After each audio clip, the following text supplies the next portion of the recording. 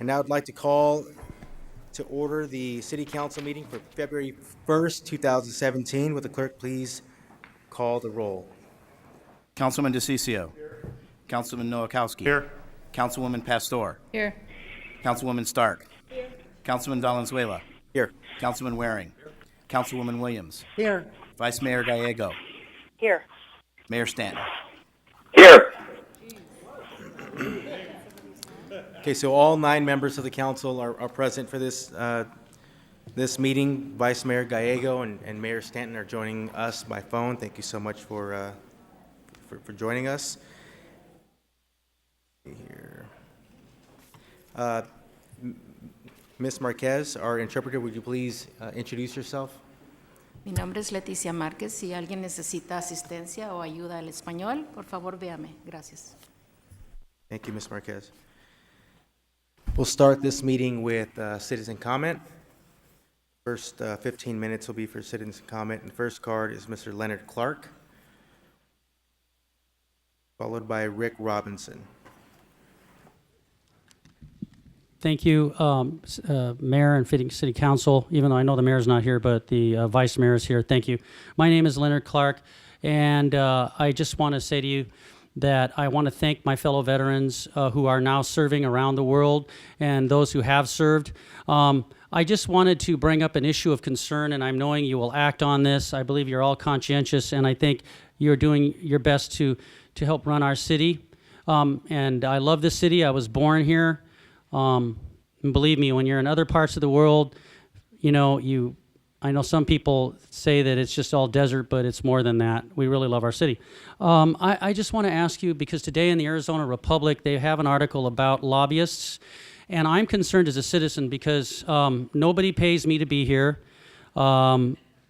Essentially, I don't think lobbying, some people say it should be illegal, some people say it should be legal, but I believe that, at least at a minimum in this age of Citizens United, where, some people say that corporations are people, I want to know that the people who get up to speak before you, when they say, I'm Joe Snuffy or Mary Jane, that it's just them representing themselves. But I also want to know if they're being paid by XYZ Corporation, some large corporation, and they're acting as if they're just here influencing you on their own behalf. Because I'm not sure about the state law, but I know in the Republic today that they stated that the city ordinance says that they're supposed to file, and some people are claiming, and I think our city clerk does a good job, it's the individuals. So if I start getting paid, which isn't going to happen because I'm a loose cannon, nobody likes to pay loose cannons, but I believe that the city council does the city clerk is doing a great job. It's just that the individuals who are claiming they sent these letters, I think something needs to be done. Whether these individuals, the onus is on them. If they say, oh, we sent the letters, the city clerk messed up, they just didn't get it. I think somehow the ordinance should be constructed so that they should send it like they do with the court system, proper servicing, certified mail.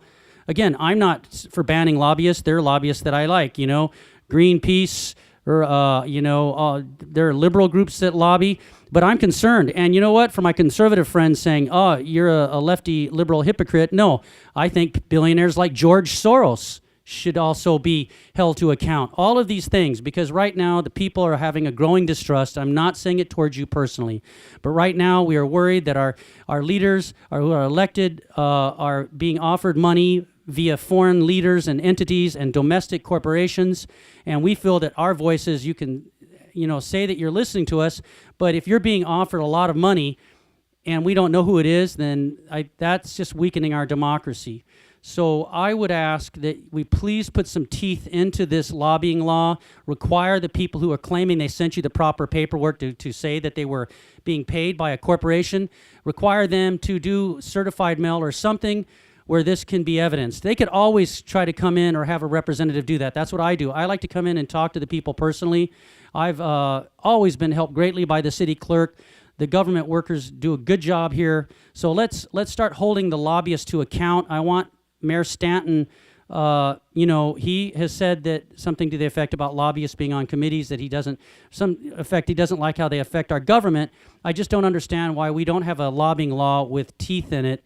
The citizens of Arizona, of Phoenix, we deserve to know what's going on. And one last thing, I'm highly concerned about the law by Jay Lawrence allowing people to shoot their weapons in our city limits at rodents or whatever. I think it's ridiculous. Thank you very much. Thank you, Mr. Clark. Mr. Rick Robinson, followed by Ms. Maria Castro. Good afternoon, members of the City Council. Rick Robinson, 35018 North 27th Lane, 85086. I am also a member of the North Gateway Village Planning Committee. However, I am here on my own fruition and therefore do not represent that committee in any capacity. I do have a petition that I would like to submit to the council, and with your permission, I would like to read it verbatim. Thank you. Whereas on January 25, 2017, the President of the United States issued an executive order entitled Enhancing Public Safety in the Interior of the United States, the executive order. Whereas the executive order provides that it is the policy of the executive branch to empower state and local enforcement agencies across the country to perform the functions of an immigration officer in the interior of the United States. Whereas the Mayor of Phoenix has declared our city's opposition to the executive order and his support for protecting undocumented residents of Phoenix. Whereas lawmakers in California have set an important example for the rest of the country by introducing legislation that would make California a sanctuary state. Whereas City of Phoenix Police Department Operations Order 4.48 requires Phoenix police officers to assist in the enforcement of federal immigration laws, thereby deterring undocumented residents from recording crimes and exposing them to risk of deportation. Whereas the capital of the state of Arizona, it is incumbent upon the City of Phoenix to demonstrate leadership in protecting the many productive and law-abiding members of our community who happen to be undocumented immigrants. Pursuant to Chapter 4, Section 22 of the Phoenix City Charter, I, Rick Robinson, a citizen and resident of the City of Phoenix, hereby petition the City Council to consider and enact within 15 days a resolution, ordinance, or measure in response to the executive order that 1, provides that City of Phoenix Police Operations Order 4.48 will no longer be followed or enforced or otherwise given legal effect to the extent it requires Phoenix police personnel to assist or participate in the enforcement of federal immigration laws, and 2, declares Phoenix to be a sanctuary city. All I need to know is, how do I submit this? Or to whom? Our city clerk is taking that from you now. Thank you, sir. That's all I have. Thank you. Thank you. The next speaker is Ms. Maria Castro, followed by Ms. Viviana Hernandez.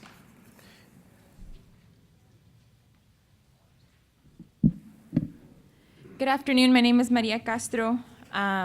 I just want to say to Mayor Stanton that it's important for him to take leadership, and specifically this body, the City Council, to encourage him to take leadership. We've seen many mayors across the country take a step forward in the right direction and protect their citizens.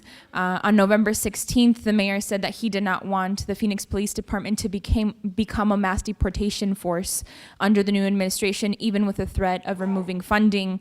And unfortunately, the Phoenix Police Department is already a mass deportation force because of Order 4.48, and that's why we are asking him as a community of migrant folks that he end Order 4.48, and we need the City Council to also encourage him to do this. We also need to reduce the police budget. The rogue Phoenix Police Department has murdered 17 people last year and murdered 2 black men just this year alone. We need to freeze the hiring until the culture is changed and invest in restorative justice programs. It is your duty as a city council to do your due diligence and research these methods instead of taking the easy way out and hiring more police officers that are only endangering our communities. And we need to end policing in schools before they start to become ICE agents with the new executive order. Our communities are in danger, and it is in your hands to make sure that you stand up for our communities, for our children. The last thing we want to do is have raids in our schools. And the other thing is we need to open up this municipal building as a sanctuary for immigrants, Muslims, and our transgender community who are under attack by this administration. And sanctuary does not only mean that we are protecting those who are Latino, it means that we are protecting our folks who are Muslim the same way that we all stood, that many of you went to the airport this weekend. We need that kind of leadership, and not just speaking, but we need to see actions. And we are going to continue to put pressure until we see those actions come to life. Thank you. Thank you, Ms. Castro. Vidianda Hernandez. And our last speaker is Ms. Diane Barker.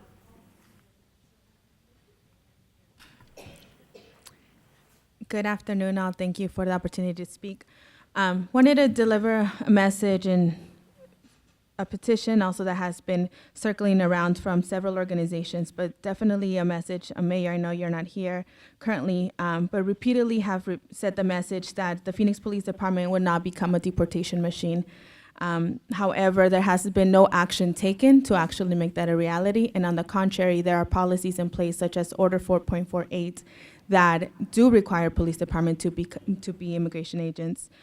For the many reasons that the first gentleman, who I did not get his name, spoke, the increased fear in our community, the increased fear of reporting crime, the increased fear to report as witnesses. And so we're asking for leadership. We're asking for more than words. We're asking for policy change, for regulation change, for actions to actually make those things a reality. We want something that protects not only migrants, but Muslims, transgender community, all of them that are being most targeted by our federal administration. We want our city to step up. We want our city to take action. We want those words to become action, and we're going to be very diligent and watching to make sure that that is what happens. Thank you. Thank you, Ms. Hernandez. Finally, Ms. Diane Barker. Good afternoon, Acting Mayor Danny Valenzuela and City Council Diane Barker, and I'm still in Council District 7. And, I really support Len Clark's passionate remarks. He kind of keeps us alive, and I think that's good for you to consider the identification of the speaker, if the fact they're lobbyists. So therefore, I will state that I'm not a registered lobbyist, but I am an Arizona nonprofit in good standing and totally nonprofit because I really haven't taken donations. Now, if my status on that were to change and I would get that particular C qualification where I could lobby, I certainly would register with you. But and just so that you know, that is to educate and inspire persons on alternative transportation. But what I do is I do the whole thing because I find that we have a lot of people driving around in cars, even downtown, that are looking for that Mexican restaurant or lost, and they will stop and ask somebody that looks like that they're a resident here, putting up with the heavy sun in July, how to get someplace. So but what I want to say, get involved in MAG's current spine study that's over 25 miles. It's in the biggest area. It's in Phoenix, around I-17 and down the I-10 that carries 40% of our transportation. And so they're looking at ways that we can expedite and we can cut down on pollution and congestion in these major corridors. So your ideas, you can email MAG. They've had their hearings, I believe. And the other thing, we're very aware at the Board of Supervisors, some other citizens that do come and try to stay active with government. And I think we're really fortunate to have our new recorder, and he was on Channel 8 and talking very lucid about the things that seem to be very orderly over there in the recorders and ideas to increase voter participation in the election department. So if I don't see you, happy Valentine's, be my Valentine. Thank you, Ms. Barker. I want to thank everyone who came out to fill out a card and to speak for the first 15 minutes of the meeting here. We will now move on to. Mayor, I have a question. Yeah. What's a petition? I mean, there was an individual that asked to turn in a petition. What does that actually mean? Vice Mayor, Councilman Nowakowski, under the charter, once a citizen presents a petition, the council must act within ordinary course of business within 15 days. So that means we would actually hear what he was requesting, or? That in the past, it has been handled a number of different ways. It has been handled through city council reports and otherwise, but essentially it must be acted upon within 15 days. Okay. Thanks, Councilman. City Clerk, will you please read the 24-hour paragraph? The titles of the following ordinance and resolution numbers on the agenda were available to the public at least 24 hours prior to this council meeting, and therefore may be read by title or agenda item only. Ordinances number G 6256 through 6273, S 43208 through 43233, and resolution number 21510. Thank you. We do not have minutes to approve in this meeting from previous meetings. We also don't have a motion for boards and commissions, and so, Vice Mayor, do we have a motion for liquor licenses? Yep, there are no cards, so I move to approve items 1 through 20. Second. A motion and a second. These are cards of people, all marked in favor, wishing to not speak. In item 3, Teresa Morse. Item 9, Maria Aranqui. Item 10, Jake Solman. Item 11, Shanawaz Khatri.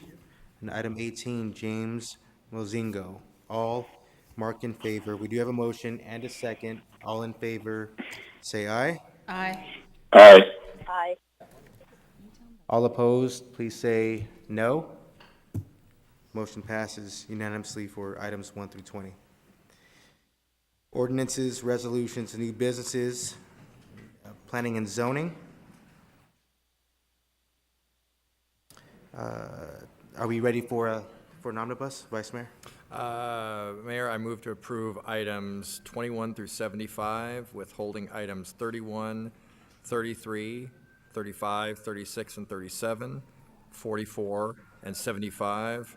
The payment ordinance and item 27 are as corrected, and that's it. That included the items for public comment. 72 is withdrawn? Oh, I'm sorry, I skipped over a line. Item 72 has been withdrawn. Apologize. Okay. So we have a motion and we do have a second. All in favor, say aye. Aye. Oh, roll call. Roll call, I'm sorry. Aye. Roll call. DeCiccio. Yes. Nowakowski. Yes. Pastor. Yes. Stark. Valenzuela. Yes. Waring. Yes. Williams. Yes. Gallego. Yes. Mayor Stanton. Yes. Okay. We now move on to item 31. Mr. Mayor, I move to approve item 31, and I do have a question. Second. Thank you. Okay, we have a motion and a second. We do have a question, right? I have a question Yeah, for them. sure. Do you have a card too? Or? I do have, one moment here, several cards for item 31. So why don't we go to the cards here? I can do my question in like 2 seconds. Okay, sure. Yep, thank you. So this is one purpose that we're using it for right now, but we're planning on selling this property, taking property off the city's rolls and having it some other use in the immediate future. Is that correct? Mayor, Councilman Waring, that is correct. What we're voting on now is just temporary. That is correct. Thank you. That's it. We do have a motion and a second, Councilman. And no, just Councilman. to reaffirm that, I actually met with the individuals that are going to be planning the urban garden. It's very clear with them. They actually had a great project, the sunflowers. I don't know if you remember, by the bio campus, and that was a temporary project, so they are fully aware that it's just a temporary project, and hopefully in the future, our staff would find a permanent home for them. Okay. We still have a motion and a second. I'm holding up a few cards for people who want to speak, and those who don't want to speak. I will say that everyone here is in favor. So I will still call up those who wish to speak. If you change your mind, you can just wave. But the first one is Matthew Roman. Mark in favor. Thank you, sir. Kenny Barrett. Mr. Barrett's coming on up, and the next speaker would be Carla Wade Logan.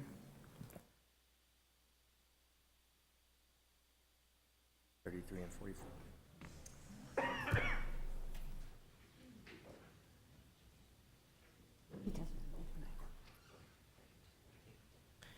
Welcome, Mr. Barrett.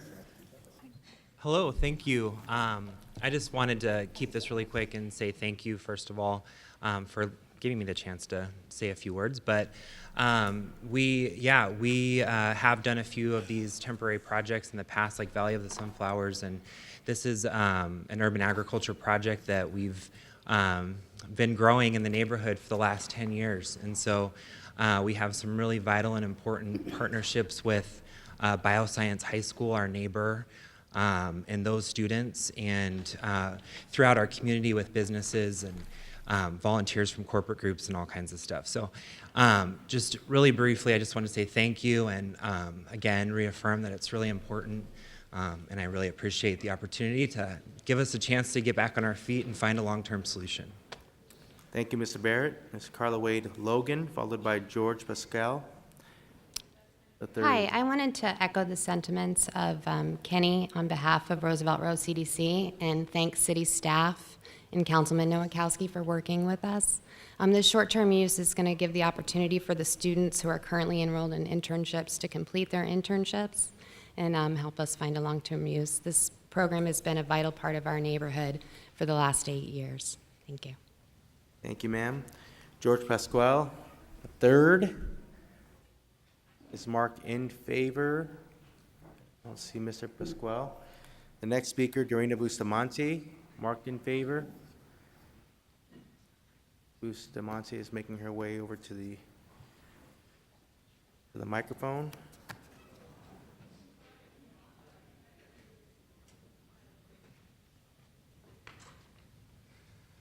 Good afternoon, City Council members. My name is Dorina Bustamante. I'm here today representing the Evans Churchill Community Association. Evans Churchill neighborhood is within the heart of the Roosevelt Row Arts District here in downtown Phoenix. Our boundaries are between Central Avenue, 7th Street, Fillmore to Hance Park. I'm here as president of the association representing the board of directors to express our enthusiastic support of the Roosevelt Row CDC's request for the grow house's temporary use of the historic Knipe House.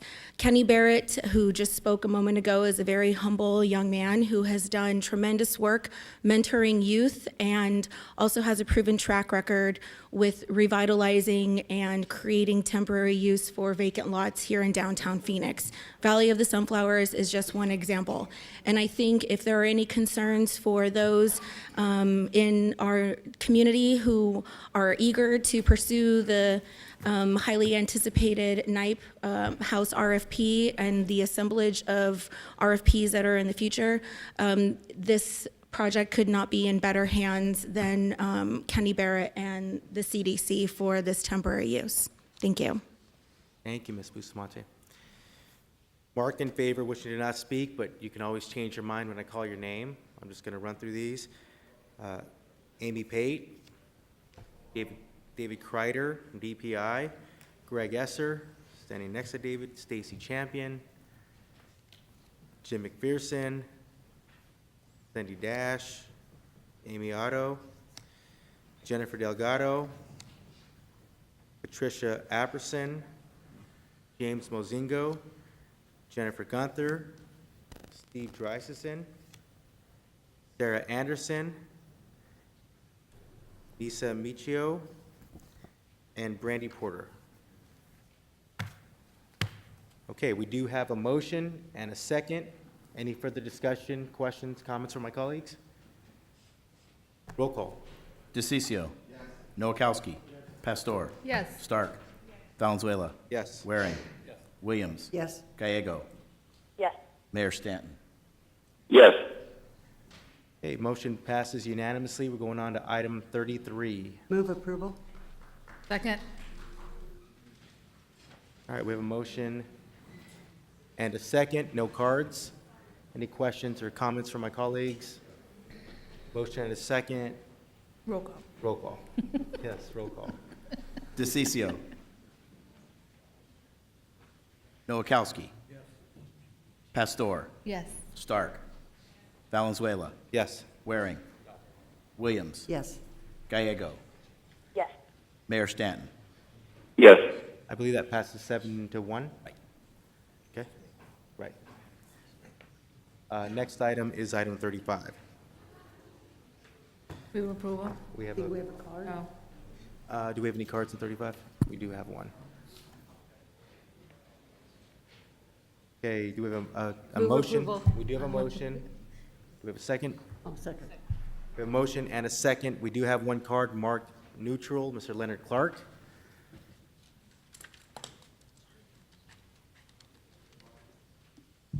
Hello there, Council and Mayor, I guess Vice Mayor. My name is Leonard Clark. I marked it neutral because, as we all know, we have terrorism in our world. And whether it's my strong conservative friends or some strong corporate Democrat friends who say, Leonard, Homeland Security needs to do its job, I believe at the city level, what concerns me is we accept, and we have been accepting, large sums of money from the federal government in the form of Homeland Security. Now, I don't want to be a hypocrite and say, you know, it's right to accept Social Security funding in these community development block grants and then say don't accept Homeland Security. But what I do say is, in light of the revelations of Edward Snowden, where it was shown that James Clapper, one of the national security advisors, lied and perjured to Congress himself when he said that Americans weren't being spied on without warrant, essentially. I believe that when we accept money from the federal government in such large sums in an undeclared war, and a war that's supposed to go on forever, I think that the citizens of Phoenix deserve to know whether they are being spied on unconstitutionally without warrant. And in my response, you might say, Lenny, if you're not doing anything wrong, Lenny, just keep your mouth shut, we're fighting the terrorist. I say that's a nice sentiment, but the problem is the Fourth Amendment, our forefathers said that you weren't correct in that belief. Our forefathers said unless, you know, the government has a good probable cause to come after you, essentially, you should be secure in your person. You should have some privacy. But I do know that it helps us, but the country is entering into perilous times, and as you know, at the federal level now, we are concerned because of the appointment of a certain a person who is no experience being in on these national security conversations, and I'm just concerned. I know our officers put their lives on the line for us, and many of our officers believe in liberty. Are there bad apples? Sure, just like in any group of people. But the problem is, they shouldn't be the ones that have to take the pressure. I think you have to take the pressure because you need to stop just accepting Homeland Security grants. Because let's face it, private prisons, all of the money we're getting from all of these federal government entities are starting to entangle us. And I'm starting to sound a little bit like a conservative, and I'm not, I promise you. So please, yes, I know you're going to vote for this and you're going to accept Homeland Security money, but in light of the concern of the American people, we do not deserve to be spied on in fishing expeditions, and I want to make sure that you, and this is no negative comment towards our police officers. I'm saying that you as the politicians, you as the captains of the ship of Phoenix, need to make sure that the equipment, the money they're getting, because I see Homeland Security vehicles when I come around Phoenix, and it has Phoenix Police too, and I'm thinking, what is the federal government doing involving itself so heavily in the affairs of our city? So these are strange times. I sound like a conservative, but I'm not. I assure you I'm a tree-hugging liberal. But anyways, please, this Homeland Security money, we deserve as citizens of Phoenix to have our Fourth Amendment rights, not to be spied on unless there's a good reason, and not have fishing expeditions. So I please ask you to look at the funding and look at the police department and make sure they're not using it for things that, you know, like when they go down roads, thermal detectors and things without warrants, that type of thing. I don't want the bad guys to win, but I'm an American citizen. I'm not the bad guy, I assure you. You have many greater concerns than me to worry about. Thank you. Have a good day. Mr. Clark, thank you so much for speaking up. Would you like to take the time now to speak on items 36 and 37? Okay, very quickly. You're the only You're the Thank only you. speaker, and maybe we can just amend the motion. Thank you for spoiling me. The legislature gives me 1 minute, and they make sure I stay on the scope. They're like always telling me staying within the germane subject area. But yes, same thing with the grants for fighting drugs. Of course, do I want the narcotraficantes to get their due, to stop, and the heroin and all these things? But in light of private prisons, we are putting many people in jail still for marijuana. And I'm sorry, it's a Far Eastern type of philosophy as compared to the old alcoholic type of philosophy. Otis and Andy Griffith, the town drunk puts himself in jail. He's harmless, but yet the person who smokes marijuana is some evil person. No, I think we're afraid because it's different to our culture with the smoking of recreational marijuana, these types of drugs. So I'm not saying it's right. I'm not saying little children go out and do this, but it is a double standard when they see liquor advertisements. Yes, there are some restrictions. They see all of these things. They see everybody drinking beer, and people are getting killed, and people are dying of cirrhosis and all of these horrible things. While at the same time, we have and I'm sorry, our liberal friends in California are going to make multi-billions of dollars off of marijuana. But what are we doing? We're going to use our police to enforce this unfair federal law because some people have some religious views that they're enforcing on us to go bust my fellow citizens who smoke recreational marijuana. And by the way, I don't. But if I get cancer, I'll be the first one to do it, and I'm not ashamed to say it. But we have private prisons. And this is not about Republican or Democrat, because I know many Democrats as well who are fighting against the legalization of marijuana. And this money could be used to put people into jail for private prison industry. That is not what America is about. We shouldn't be imprisoning our citizens of Phoenix in gulags. I'm sorry, but that's the way it is. The people are not, they're unhappy. We need to listen to them, and I know you will because I have faith in you. I really do. Thank you for letting me speak. Thank you for speaking up at various levels of government. Can we make an amendment to the motion to include items? 35, 36, and 37? We have a motion and a second. Any, Councilman Nowakowski, you have a question or comment? Just to make sure that Mr. Clark knows that I'm the chair of Public Safety Subcommittee, and one of the things that we talk about is that this grant money is our fair share to really tackle the drug cartels, the drug trafficking coming across the border, also serious crimes. We're not really using these federal funds to go after individuals that have a little bit of marijuana in their pockets or anything like that. It's also for our fire department, for the safety of our citizens too. So it's higher level. It's not really going after our residents. It's looking at securing our country, seeing that the state of Arizona is right on the border of Mexico.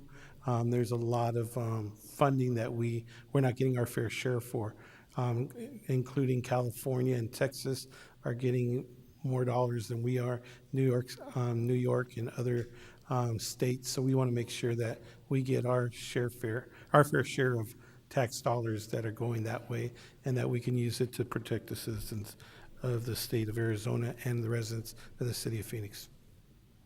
Any other discussion? We have a motion and a second for items 35, 36, and 37. Roll call. DeCiccio. Yes. Nowakowski. Yep. Pastor. Yes. Stark. Valenzuela. Yes. Waring. Williams. Yes. Gallego. Yes. Mayor Stanton. Yes. Motion passes unanimously.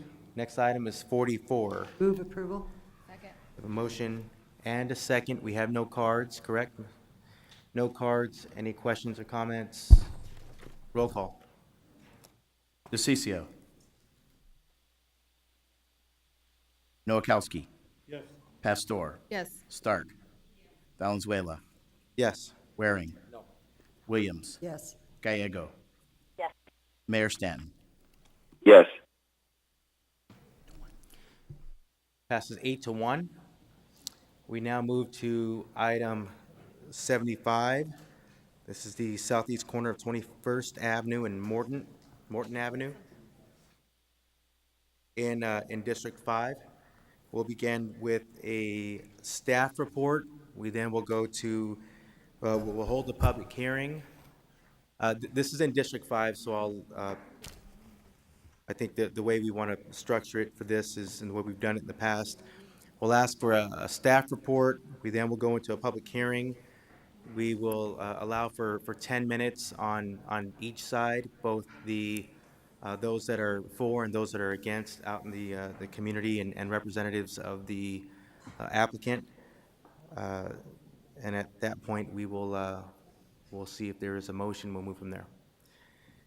Mr. Stevenson, you're up.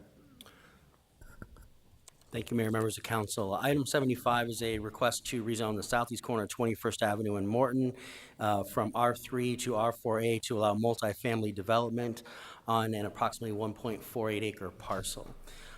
This site was reviewed by the Alhambra Village Planning Committee and approved per the staff recommendation with 3 additional stipulations by a 10-6 vote. The Planning Commission recommended approval also with modification of stipulations by a 5-0 vote. You can see on the aerial shown over here, here's the subject site outlined in red. This area over to 21st Avenue, this is all zoned R3 for the most part today. There's a little R4 piece down here, but for the most part, this is R3. There's a little CO, commercial office over along here. For bearing purposes, this is 19th Avenue where the light rail line exists today, going on up to Northern Avenue. This next slide shows the site plan as proposed by the applicant. It is a 4-story building with parking around the perimeter of it and tot lot and other amenities as part of the project.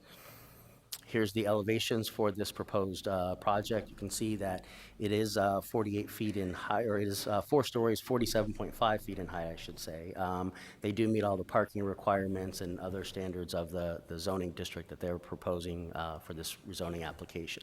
Staff does recommend approval per the stipulations from the January 17th, 2017 memo, which had a revised site plan to address some of the neighborhood concerns. It added some additional on-site community areas, removed a parking space, and a slight increase in a building setback along the east property line. And with that, staff's happy to answer any questions. Okay, any initial questions from my colleagues? Okay. We will now hold a public hearing. Okay,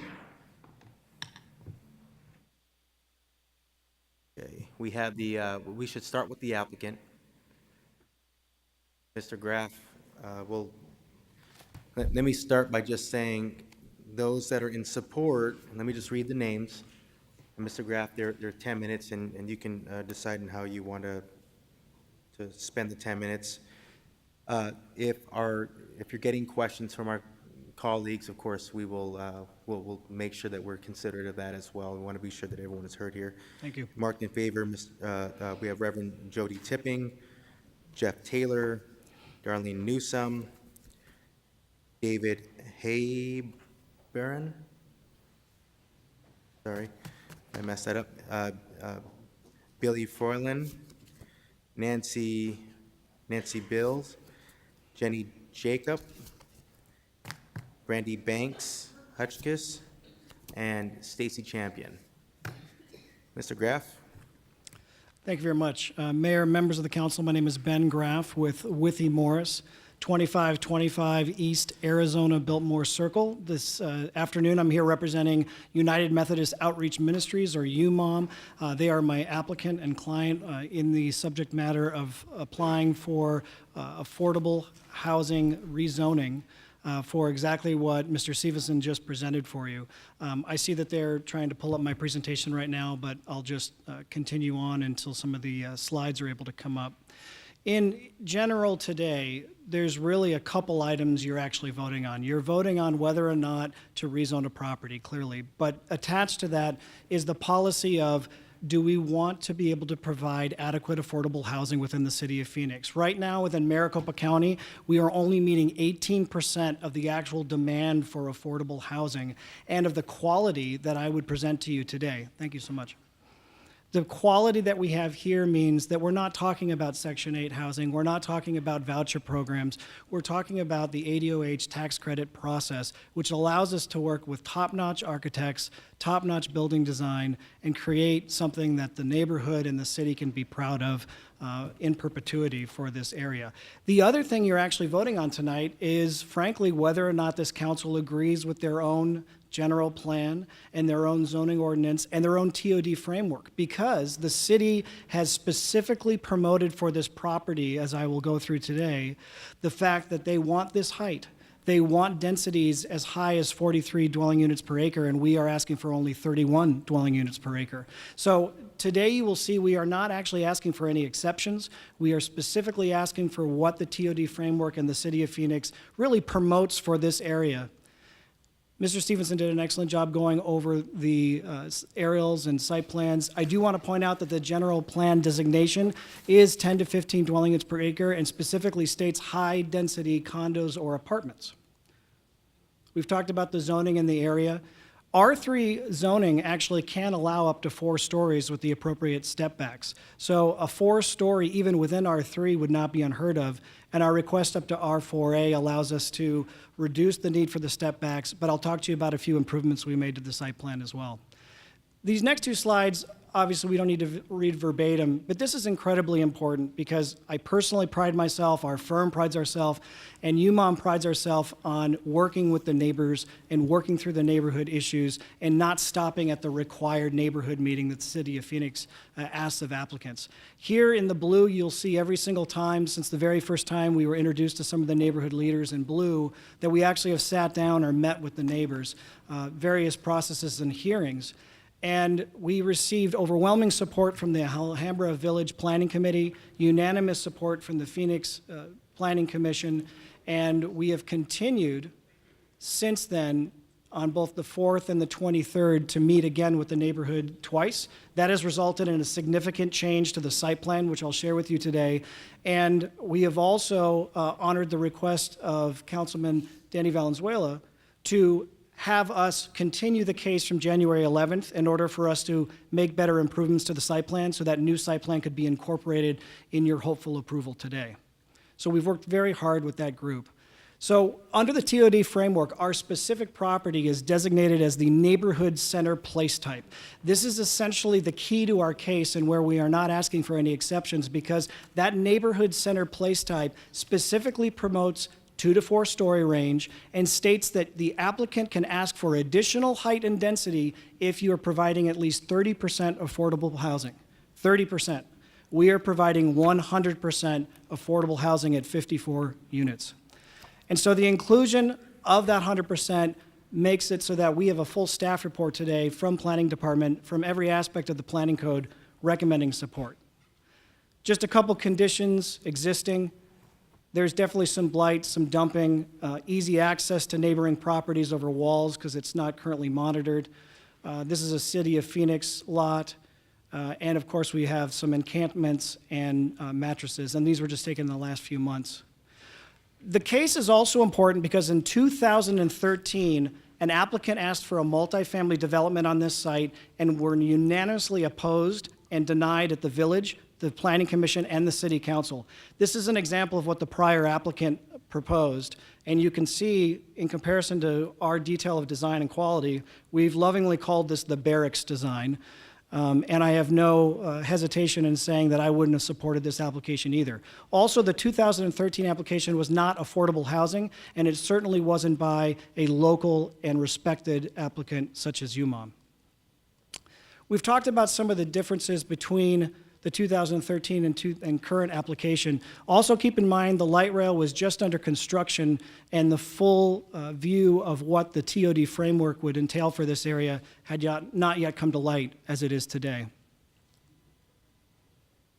This gives you kind of an idea of how our site plan with landscaping falls into the overall area. We've had lush landscaping, we've increased setbacks where we can. We're fully parked. We absolutely did not want to approach the neighborhood with any kind of a oversight parking issue whatsoever. So here's what's occurred even just in the last few weeks. You'll notice on our prior site plan that our neighbor to the east, who I believe may be here today or at least is represented, Ms. Liz Dorn, she owns the property here and she is opposed to the project. We were asked not only by the councilman's office but by the neighborhood, what can you do to ease the impact on the neighboring property? So we did note that there was this protrusion that did not place the building as far back in this area, and our architect team worked to do this. So this elongated area has now been pulled back. This is the most recent change, and this is the net effect, and we're actually really happy with this and have presented this to the neighbors. What was a 10-foot setback for 4 stories against Ms. Dorn's property is now a 27-foot setback for the 2 to 4 stories. This is our most recent concession and change, and I hope it's evidence of our continued willingness to work with the neighbors, even if it was at additional cost to the applicant. Also, the original elevations were viewed as too dark, too gloomy, not in nature with the character of the area. And so the neighborhood group proposed lighter colors, and we responded. So these are our responded to revised elevations. We're really happy with these. We thought that those new color palettes were much more applicable, and they now incorporate the new side setbacks as well. Just to end here for now to give time, we have many, many amenities. As you know, this is for affordable housing. We actually have after-school activity and community center here for the children of single mothers that are working, the EMTs, the firefighters, the folks that are not who you might be concerned would actually live in an affordable housing development. We hear that a lot when we go out to the neighborhood. Who will live here? Well, the neighbors you respect, the people you work with, the people you depend on will live there. And we have provided tot lots, playgrounds, and a lot of open area. We urge you to please support this case today. It is a vote for affordable housing in Phoenix, and it is a vote in support of your own general plan. I'll stop there and obviously answer any questions that can help. Okay, any questions for Mr. Graff? We'll have an opportunity to go back to Mr. Graff later if you need. Hearing none. Thank you, Mr. Graff. Thank you. We'll go ahead and we'll reserve the right to ask you questions in a bit, but we will we'll go to those who are marked opposed. And I would only be respectful. Obviously, UMOM is represented by Mr. Graff, and I want to be sure everyone is heard. Now, to keep it fair, we want to keep the time limit fair. So I see that some cards marked donating time. So I'll tell you what I'll do. Let me read off the names of those who are marked in opposition, and then we'll be sure that those who wish to speak have a chance to speak. Okay? Werner Meyer, marked opposed. L.S. Tatalovich, marked opposed. Did I get it right, sir? All right. Marked opposed. Ralph Frobe. Pam Fitzgerald. Yeah. Linda Colino. Laszlo Tihani. Edmund Shapiro. Deborah Citron. Janet McGrath, Liz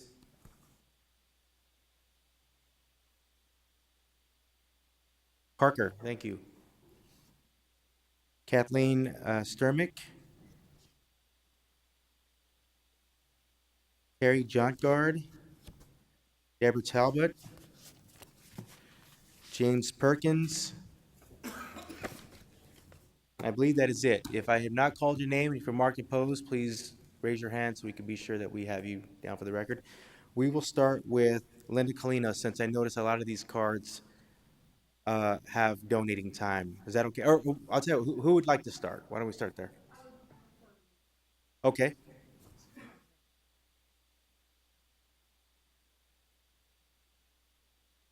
Sure.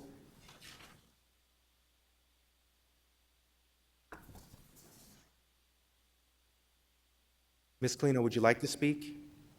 Okay, after Liz, is that okay? Ma'am, please state your name for the record. Thank you. I'm Liz Dorn Parker. My husband and I own the property immediately adjacent to the proposal.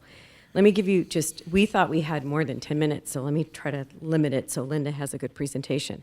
My husband and I are not fancy, expensive people. We bought the property a little over 10 years ago because it was single story, had outdoor space, and it needed a lot of work, and it was filled with drug addicts, all kinds of problems. So we came in, worked with the police department, cleaned it up, remodeled, repainted, redid everything, and it's filled now with senior citizens, with young people. 2 of our tenants have been there since the time we reconfigured it. We have 3 tenants who've been here 5 years. It is a neighborhood that is filled with single-story apartments. They're low density, they have large outdoor spaces, and the reason that our business picked the space was the quality of the life that these people have. The light rail has been a boom, it's been wonderful. This B-month belongs on the corridor. In reading everything, this is really out of step. Let me tell you what did not happen. I'm not a lawyer, but I'm a very involved property owner. I was never contacted when the plans were being formed. As you can tell, the property was designed not in the middle of the property, but adjacent to my property.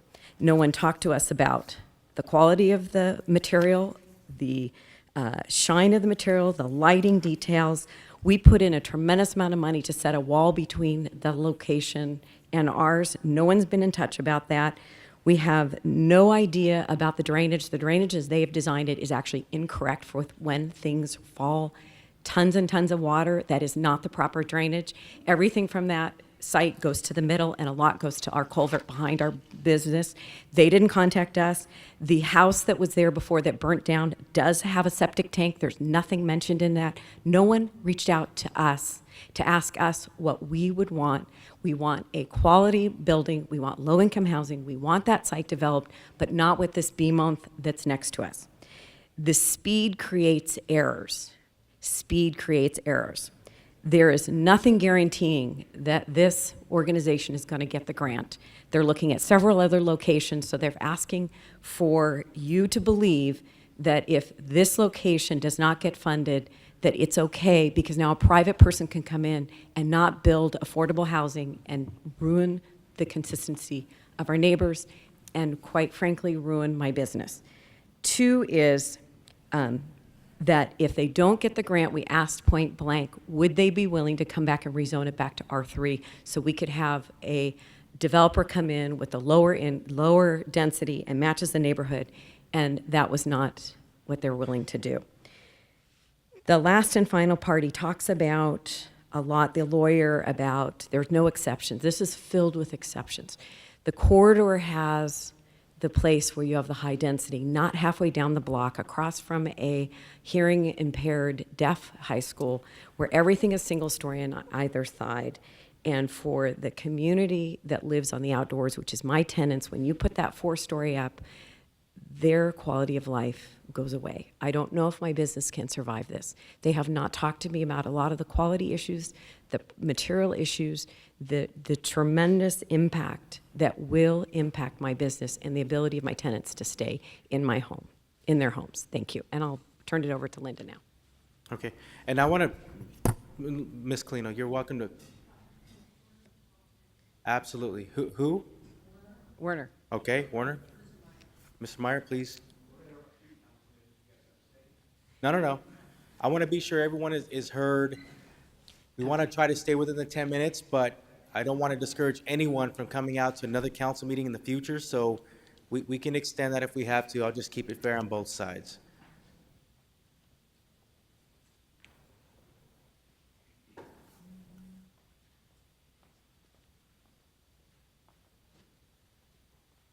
Thank you so much for hosting us. So, my name is Werner Meyer, 2047 West Hayward, about a block and a half, 2 blocks from this development, proposed development. And to be honest, me and the 270 neighbors that signed a petition opposing this rezone are frankly surprised that we're here. This property was subject to a rezone 3 years ago. They never made it here because it was unanimously rejected at the village planning and the planning and zoning commission levels. That rezone asked for an R4, 3 stories, fewer units, more parking, more common areas than you're faced with here. Again, it was unanimously rejected. The reason we're here before you today is because we have a nonprofit that is seeking affordable housing. The nonprofit is very praiseworthy, as is affordable housing. The complex that I constructed just north of this one is 2 stories and is also affordable. So the lay of the land in this neighborhood is that it is bounded to the south, or a block south, is Orangewood, which is R1-6. and everything else surrounding it is R3. There's a kitty corner piece that's R4. That R4 piece is so small, it's been developed with a 2-story building. The size is such that it can't get any taller because of setbacks and parking. 2 or 3 blocks away from this parcel, you have horse properties. That's the nature of the neighborhood you're faced with here. And so putting a 4-story building in the midst of 1- and 2-story neighborhood structures is ridiculous. In addition, the neighbors have all been supportive of affordable housing, as they've been in favor of higher density development along the light rail corridor. Unfortunately, this is 2 blocks away from that. We'd be thrilled with a 4-story building on 19th Avenue. On 21st Avenue, it doesn't look good at all. Again, we've been supportive of other neighborhood developments, including on Northern for high density. This property is not walkable, in my opinion, to light rail station. It's over a quarter mile away. It sticks out like a sore thumb in a neighborhood that is entirely 1- and 2-story structures. And of course, the reason that we're here and they're here is that is money. They're financing this through tax credits. You don't get tax credit basis for land. And so the best thing they could do is to find a cheap piece of R3 property, pay a very good lawyer to rezone it, and then stick a 4-story structure in the midst of 1-story buildings. And I think you have to reject that as being an enormous burden on our neighborhood and a very huge detractor from our neighborhood. Again, we're all for encouragement of high density along the arterials, stepping down as you go interior to the interior parcels. This is a 4-story building in an interior parcel, and the neighbors have unanimously rejected it, and we hope that you will as well. I appreciate your time. I have a question. Sure, Councilman Nowakowski. From the I-17 to 19th Avenue, from Northern to Glendale, is there a 4-story structure in that mile radius? I do not believe so. It's certainly not in the interior parcels. I assume, Councilman, that there may be along Northern commercial structures, not residential. But Linda Colino will be speaking next, and she'll be able to tell you with more certainty. Thank you. Anything else? Thank you, Mr. Warner. Thank you. Okay, I'm sorry, Mr. Meyer. We do have, Ms. Colina, are you ready? Okay, several speakers have donated their time to Ms. Linda Colino, please come on up.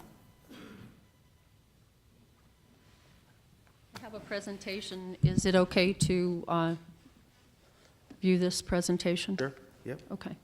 My name is Linda Colino. I live at 2230 West Augusta.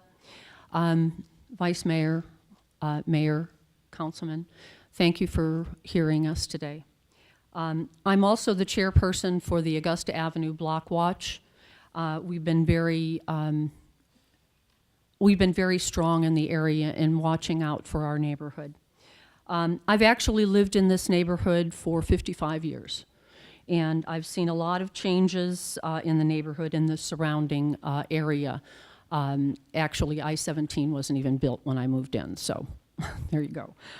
But one of the things is that that hasn't changed is the nature and the character of this area. It is rural. As Mr. Meyer said, it is, there's horses, there's ducks, there's chickens, there's rabbits, there's a bunch of livestock. And we really don't want that to change. With this rezoning, I see that changing.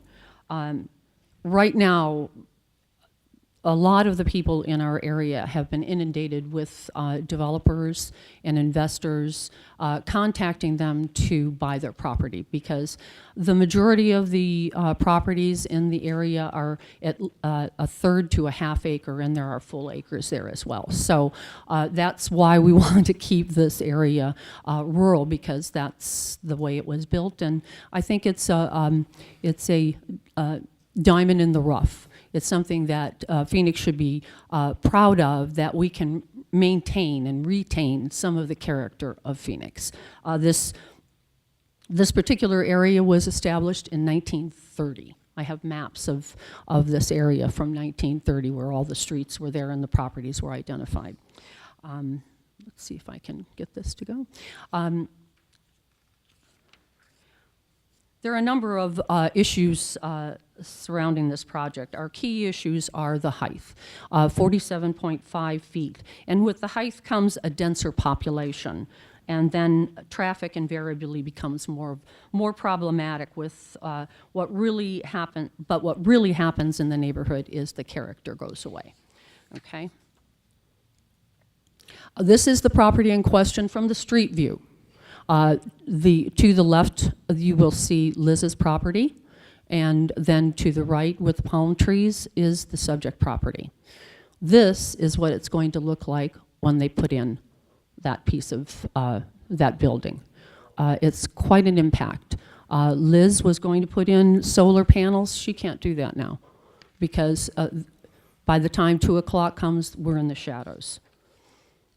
Another view of this property is from Orangewood. This is what it looks like today. Well, not so much today because they're starting to develop this piece of property.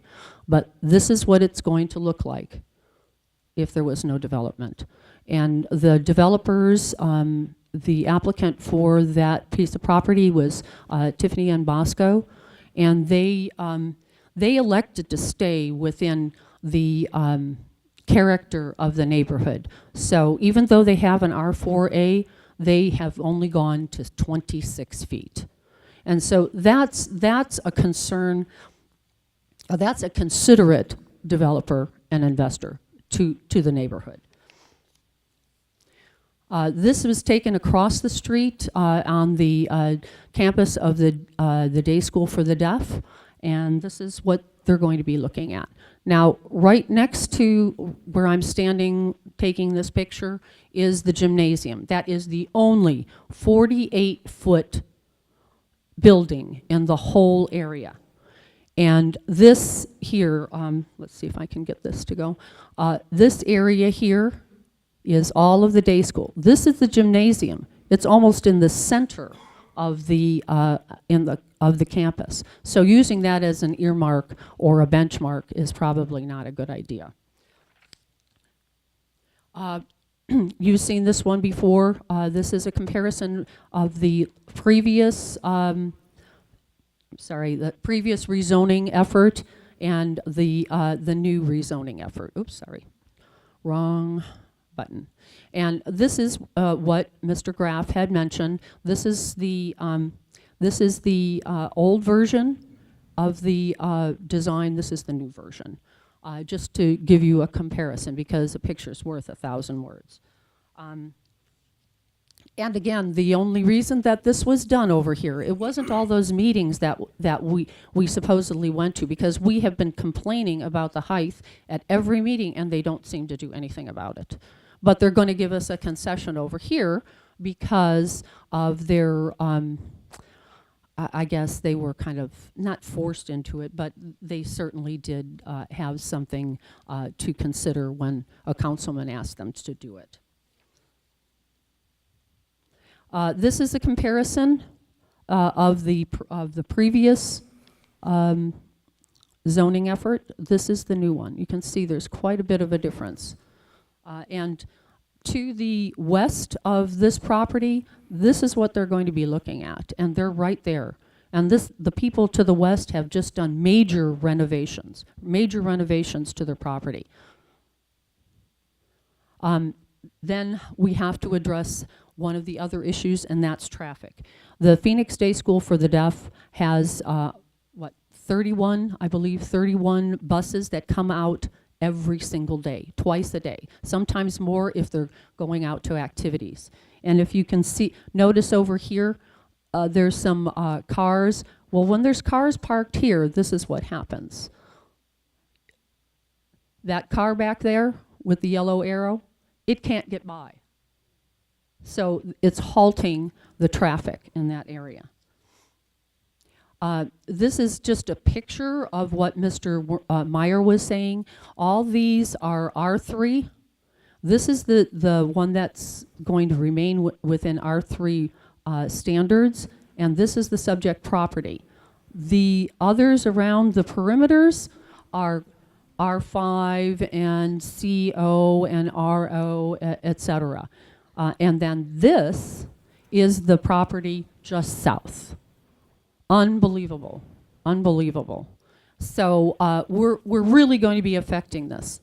I'm going to go through the next few slides. There were some meeting minutes from the last rezoning effort, and I'll let you refer to your handouts there.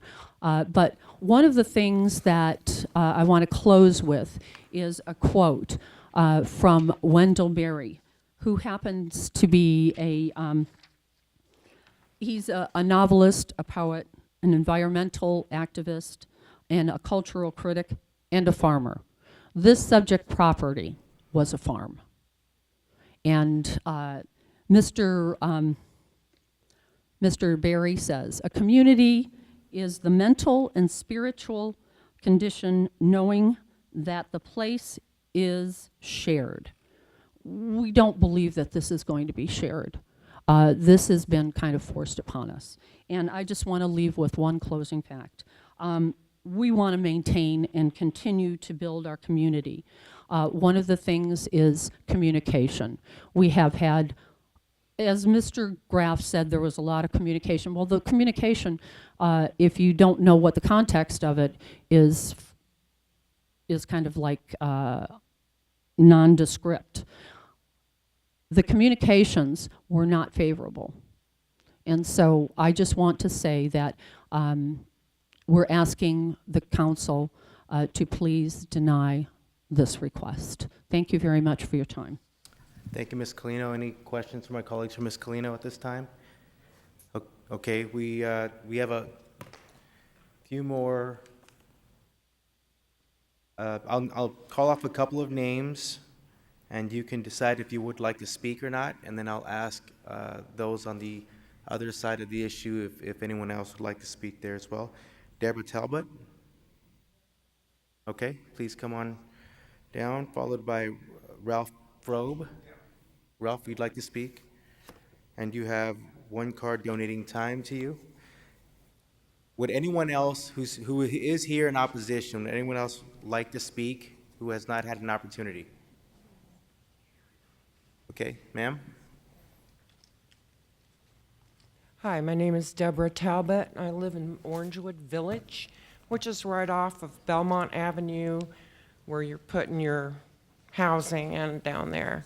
The only issue I really have with it is it does not blend in with the neighborhood. It's too many people in too small an area. The building is too tall. If they want to put it in, have them do a 2-story, that's acceptable. But even maybe the 3-story, but the 4-story is it's a blemish in the neighborhood. It's too many people coming in. We already have parking problems. We already have traffic issues. People are cutting the corner at 19th Avenue and Northern, and they come down 21st Avenue where a new light has been put in. Then they cut across on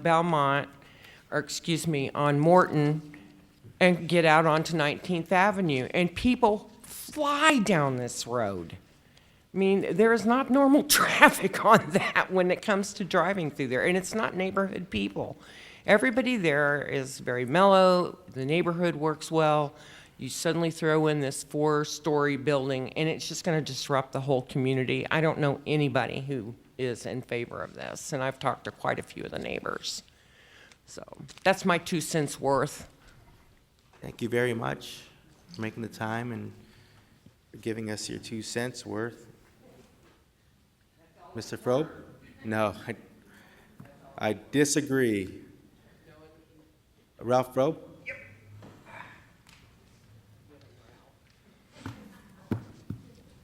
Yep. I have some handouts here I'd like to spread around to help with my presentation. Okay.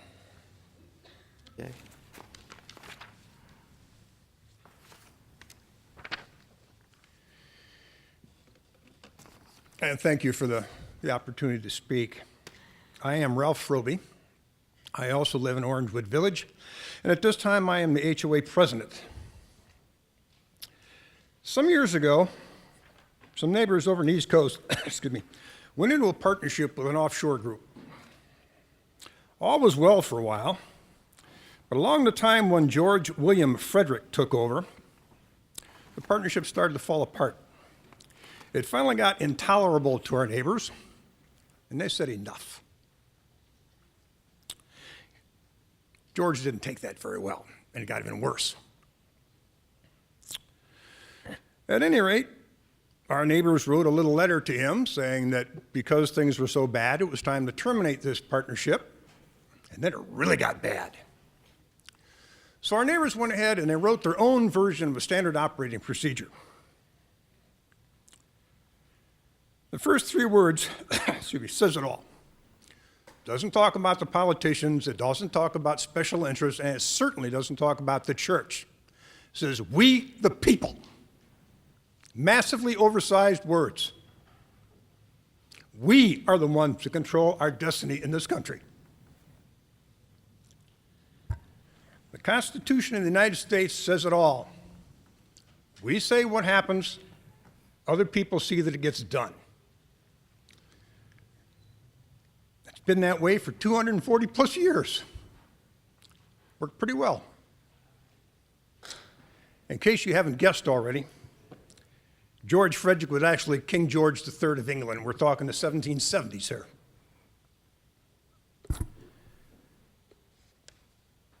Let's fast forward to about 2013. Staff report come out, right here. Talks about entry-level housing for the property at 2011 West Morton. Now that's a good thing. They're smaller. They have carpeted floors instead of tile. They have laminate countertops instead of granite. It's a good thing. And except for the fact that this guy, whoever he was going for R4A in a big structure, he might have got his way with entry-level housing. At any rate, by the time the lawyer got the letters to us about the open house for this, it wasn't entry-level housing anymore.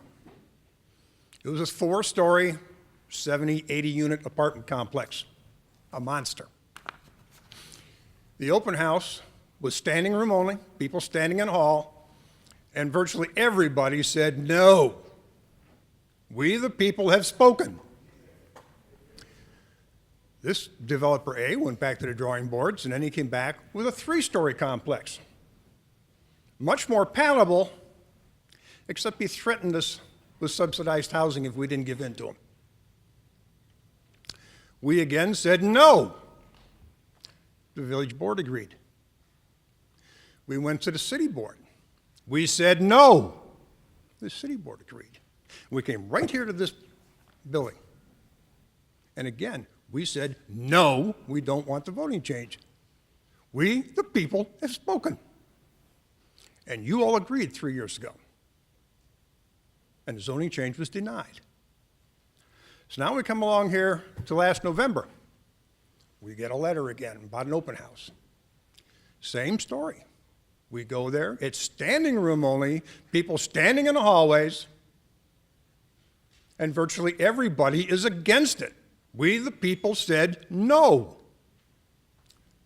They voted it in anyway. 2 weeks later, we go to the city. And again, we, the people, said no, we don't want this. They couldn't even get a full quorum to sit at the panel. They had to use a telephone to get a quorum. And again, they ignored we, the people. They voted it in. So now here we are again. Oh, and by the way, in each case, developer B refused to alter his drawing at all. It wasn't until we saw Mr. Valenzuela that we got any movement on them, on anything, and that really isn't very much. The will of the neighborhood is no. I personally canvassed about 100 people. One person was for it. Everybody else says no. I sincerely hope you'll deny this. The will of the people do not like this. And Ms. Parker said it the best. If you cannot follow the will of the people and reject this, please put a clause to it that it reverts back to R3 if the financing is not approved. Now, Mr. Frobe, I believe we did give him time for a couple, right? If you could just, if you don't mind, sir, if we want to finish up your thought, we want to be sure we give everyone a chance to speak. yeah, I just have a couple of things on the TOD. The TOD doesn't apply. The TOD specifically states a quarter-mile radius. I walked it off with my Garmin. Added the numbers in a basic Pythagorean theorem. A quarter mile is 1,320 feet. This is 1,700 plus feet. 25% over the radius for TOD. And on the back of that last page of the handout, there's some direct quotes from the TOD in my response to them, where they do not apply. And I think that's enough for me. Thank you. Thank you, Mr. Frobe. Any questions for Mr. Frobe? Okay, anyone else who marked opposed, who has not had a chance to speak, does anyone want to speak? Bless you. I will go over to those that are marked in favor. I know that we have, I want to give Ms. Darlene Newsome an opportunity, the applicant. You, ma'am, would you like to say a few words?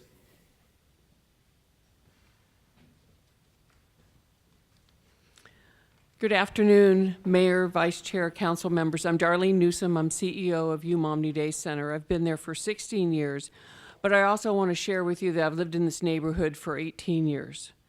And I shop at the Albertsons, get my car washed at the $3 car wash, and I'm aware of the changes that we've seen even down 15th Avenue in the neighborhood, changes there. And, but I also believe that vacant lots are not a good thing for the neighborhood. I drive by this lot frequently, and at many given occasions, there's been an encampment that has been on that lot, and I believe the complex that we're proposing will put more eyes and security in the community. You know, UMOM has several missions. We operate over 380 units of affordable housing, and when we decided on this site, I made it clear that I did not want any Section 8 vouchers or overlays on this property. This was going to be quality, affordable housing for people who are working. It's 2 and it's 3 bedrooms. It's for families. And just like my children were integrated into the neighborhood and they attended the local Boys and Girls Club, I'm hoping our families can also integrate in the neighborhood and enjoy the beautiful community at 19th and Northern. Ben mentioned that there's only 18% of the affordable housing that we need in this community. We all know that we have issues of homelessness and those who are paying way too much for their housing. This is an opportunity for these families to have a better place to live, better opportunities, a place for employment. I've also been in contact with the Washington School District and the social worker there, and they are supportive of the project. I think it's important that we provide our citizens an array of different opportunities, and this is what this is going to be. But I do want you to know that I do live in the neighborhood. I'm well aware of the issues in the neighborhood. I'm proud to live in that neighborhood, and where my house was, there was a farm. And I know that we'll be good neighbors. We're good neighbors where we are now on Van Buren. I'm very active in the Van Buren Civic Association, and we plan to be very active in the neighborhood. We had a traffic study done that came back good. And we are also working on, if possible in the future, to maybe put speed bumps. We have support of the School for the Deaf and the Blind that's located as our across-the-street neighbor. And we did do improvements. Not just did we improve the setback, we changed the whole architectural design based on the feedback that we got from the neighborhood. And we also developed more outside community space. So we have been listening to the neighbors, and we've made changes, not just some of the setbacks. Thank you. Thank you, Ms. Newsome. Any questions for Ms. Newsome? Thank you, ma'am. Thank you. I want to be sure that everyone else had an opportunity to speak. There are only 2 others that did mark to speak. Reverend Jody Topping. Ma'am, would you like to speak? Mr. Jeff Taylor? Would you like to speak, sir? Okay. Reverend Topping, welcome. Thank you. Mr. Mayor, Mr. Vice Mayor, and members of the City Council, thank you so much for allowing me to speak to you here today. I'm Reverend Jody Topping. I'm the pastor at Faith United Methodist Church. My church is located on 19th Avenue between Northern and Dunlap Avenues. My church is about 2 miles away from the property that we are looking at today for this United Methodist Outreach Ministries project. I'm also a member of the 19 North Interfaith Council, which is part of the 19 North Neighborhood Initiative. And so we are very aware of many of the issues that are going on in the neighborhood and very supportive of looking at ways that we can improve this neighborhood all along the 19th Avenue corridor. Furthermore, as United Methodists, we support United Methodist Outreach Ministries. They are considered one of our sister agencies, an agency of the global United Methodist Church. And it is one that we lift up through acts of service, through our financial support, and also in prayer. As a lifelong United Methodist myself, I am familiar with UMOM as a nonprofit organization whose mission is to serve the community, and their desire to be a long-term presence in the community, thus making the communities that they serve much stronger and more vibrant than ever before. Their commitment to those who are at a disadvantage in our neighborhoods is also very prominent, not just in the United Methodist community, but in the community at large. My understanding is that this project in question is that it will serve those whose incomes are between 60% and 80% of the median income for this neighborhood. This would include first entry-level teachers, entry-level police officers and firefighters, and others who are in the beginning stages of their careers, also people with families. I'm sure we can all attest to the fact that finding affordable housing these days is a challenge, especially for entry-level workers, and even for those who are gainfully employed as those who would occupy this housing development. UMOM is offering individuals and families the opportunity to make a better life for themselves by providing for them with affordable housing that is both beautiful and functional. Right now, the proposed property is a vacant lot, which is an attractive nuisance for inappropriate and unsafe activity. This development would not only provide affordable housing for low-income residents, but would also be an attractive addition to the neighborhood, which I suspect would improve property values in the area. This development will also provide new opportunities for services and activities and may be a place where people from my church can offer weekday and weekend ministries and programs like our Sidewalk Sunday School ministry, which is a ministry for low-income children and their families, that would engage families and children not just in the development, but also in the entire neighborhood. All in all, as a clergy person in this neighborhood, I see this development as a win-win for the community at large. Those low-income, I'm almost done. Okay. Those low-income individuals and families would have access to affordable housing and the faith-based organizations in that community, not just my church, but other churches in the area. Therefore, we do support UMOM's application and ask the council to vote favorably on their behalf. Thank you for allowing me a few extra moments. Thank you, Reverend Topping. I believe our last speaker is Mr. Jeff Taylor.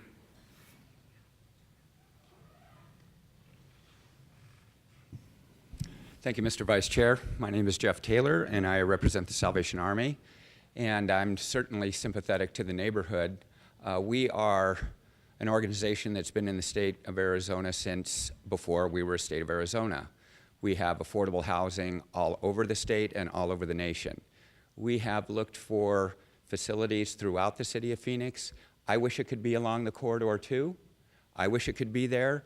But you just can't make it work with the price that we're charging people, or that UMOM would be charging rents for our lower income employed individuals. As we all know, our teacher salaries are the lowest in the United States. I think this is a great target for teachers to come and live here and to start a family, because there will be safe, affordable daycare on that property. And I've known Darlene Newsome. Our properties, our divisional headquarters are within a half a mile of each other along Van Buren. And when Darlene came on that Van Buren corridor, It was a blighted area. And what Darlene has done, not only Darlene, but her staff, has been nothing short of a miracle. She has provided affordable housing, she has expanded shelter for families, she has decreased child removals in our state, she has made our communities much safer, not only for the neighborhoods, but also for the children there. I totally support this program, as does the Salvation Army. We need affordable housing. Now, you're always going to have neighborhoods that are going to be resistant to that. And I do understand that. I live in the neighborhood. I'm not adjacent to this property, but I live directly north on the other side of the schools, on the other side of Northern. So I will be sharing the same amenities in the community as the people that are coming in here. We need affordable housing. I'm just coming from the legislature right now. One of their biggest priorities right now is that we're lacking in affordable housing for our working poor. And they're not really poor. I mean, they're making like $30-some thousand a year, but you can't find housing. And I'd be glad to answer any questions that the council may have. Any questions for Mr. Taylor? Thank you so much. Thank you, Mr. Vice for Chair. being here. Okay, before we close the public hearing, I do have a couple of questions. A couple for Mr. Stevenson, and I'll tell you what, we'll close the public hearing and then we'll proceed with other questions and maybe entertain a motion. Okay, well, I'll ask a couple of questions first to Mr. Stevenson. Does this property, does it qualify as a TOD area? Turn this on, sorry. Mayor, members of council, yes, the adopted TOD policy that was adopted in 2013 and then expanded to include this area in 2015 does use as its benchmark measure a quarter-mile distance, but it's a general policy, it's part of the general plan, and so it's part of the overall look that staff includes. So even though this property is a little bit longer than the quarter-mile away, the policy would still apply because it's adjacent to the light rail line and the properties are already multifamily zoned as they sit today. So it's a multifamily neighborhood. The single-family neighborhoods are further off, on 21st and then over to the east side of 19th Avenue is where you see a lot more of the single family within this area. And so when staff looked at and evaluated this application, they did apply the TOD policy to it because of the multifamily, more intense area that you already have, because that's what you'd like to see along the light rail line, not that type of density going back into the neighborhoods like Royal Palm and the other established single-family neighborhoods. You want them in the areas where there's already multifamily today. Okay. I have another question. What is there are concerns and questions about the height. What does the current height allow for, or the current zoning allow for in terms of height? Mayor, council members, the height today on this property under the R3 zoning does allow you to go up to 4 stories, 48 feet in height, which is the same as what the applicant's proposing. However, there are step-back provisions that apply that in this case, if the zoning is approved by council, those don't apply. So the height that, that ultimately would be allowed as this whole area redevelops, again, because of what you see with, $1 billion of public investment with a light rail line, it's not going to stay the low-intensity multifamily that it's there. The existing zoning that's there by right without any public hearings would allow that 48 feet in height. There'd be some more step-back provisions. I would expect that over time that area would transition to that style of development, and it would be done by right because of the zoning that's there. Okay. Thank you, Ellen. I have a couple of questions for Mr. Graff as well. A couple of things that have been brought up. I just want to a couple separate questions. One has to do with the traffic study. If you can talk a little bit about that, and also I have it marked down here. Obviously this has been a long process, and working through some of those issues. How have you been? Tell us a little bit more about that. I know that you did have a slide Sure. to talk about, but if you could talk about the traffic first, I think that was a major concern that it's been brought up several times here. Absolutely. We, Mayor, members of the council, as part of the Village Planning Committee's approval, and I do want to note that if there was any body beyond the city council that was going to be hard on this application, it was definitely the village. They've seen what was on this property, they've known what was applied for in the past, and they were the ones that had a unanimous denial before. And they had asked us following that hearing before Planning Commission to conduct a traffic study and also to do further outreach to the School for the Deaf and Blind across the street. The school has been noted as one of the reasons that we shouldn't be there, but what hasn't been perhaps clearly clarified today is that we've met with that school. We've sat down with their facilities people, with the people that orchestrate the buses, and part of your record today is a letter of support from the school. They're very excited about us coming in so that there's not that vacant property across the street. And so part of the traffic study was also to look at the coexistence of the bus routes and with traffic from our site. And the end result was our traffic engineer did some calculations based on if it was a typical multifamily, but they were also able to estimate that due to the affordable housing target and the proximity to the light rail, the actual marriage that we want, there would be far less traffic on this site and far less parking spaces used for that matter than a typical multifamily. So based on the traffic study, there was not anything that wasn't already anticipated by the existing R3 property. And I think to your second question, feel free to stop me if I'm not answering it, but just in terms of the process, on a personal or even professional note, this case has been different than a lot of the cases I've worked on because I've tended to find that I'm an arbitrator and someone that's able to work with neighborhoods and bring to city council cases that aren't as contentious as this appears. Despite that contention, I would hope that some of the neighbors, especially Linda Colino and I, have a respect for each other. I've sat in Linda's living room. She is the resident that's lived there 55 years. And we've hoped and tried to include the neighbors in every single one of those meetings. And if there's areas where we could have been better communicators, I'm always open to listening to that. But we have tried from the very beginning to listen to what those concerns were, and it really did come down to height. And because the R3 would have allowed 4 stories, our zoning allows us now 4 stories without as many significant setbacks. We never found the height to be an unreasonable ask, but we did, again, per your guidance and others, try to find ways to have a less of an impact on Mrs. Dorn's property. And so we did spend the last month revisiting the site plan and conveying that to the neighbors, and then had an additional neighborhood meeting following that. And if I can just end on a point, I think what's at the crux of this case is we're at the beginning of a transition, as Mr. Stevenson said, and he said he even envisions that the area wouldn't be redeveloped. Around us are none of the single-family homes that are represented here today that are concerned, with the exception of Liz Dorn, of course, is an adjacent property owner, but she's multifamily. In the same hearing, you look at an aerial that shows a light rail corridor, a light rail station, multifamily development, a school for the deaf and blind, and then you hear a neighborhood saying this is a rural community. You see both in the same hearing, and that's really been the essence of this case, is trying to evolve what the city wants for an area because of the TOD framework, what residents envisioned in approving the TOD framework and the general plan, and trying to coalesce that with a neighborhood that is obviously resistant to change. We are the first in.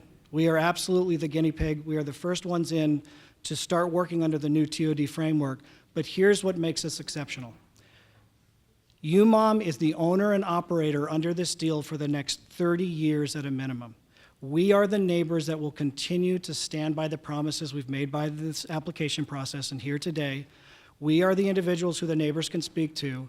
And I personally am looking forward to this being a case where a year from now, 2 years from now, we can speak to the neighbors about how this improvement really did help. And I will personally see to that as well. Thank you, Mr. Graff. I will, thank you, sir. I want to say a few words, and then I'll make a motion and see if it gets seconded. And of course, at that time, more opportunity for questions or comments by my colleagues before we go to a vote. I know the area very, very, very well. Obviously, this is part of District 5, and I'm very, very proud of that. I have friends and family who live throughout the entire district. I've lived throughout the entire district, and I spend a lot of time in the area, and I have a great deal of respect for community leaders that are on both sides of this issue. You know, Pam Fitzgerald, Lena Colino, you know, our incredible neighborhood leaders.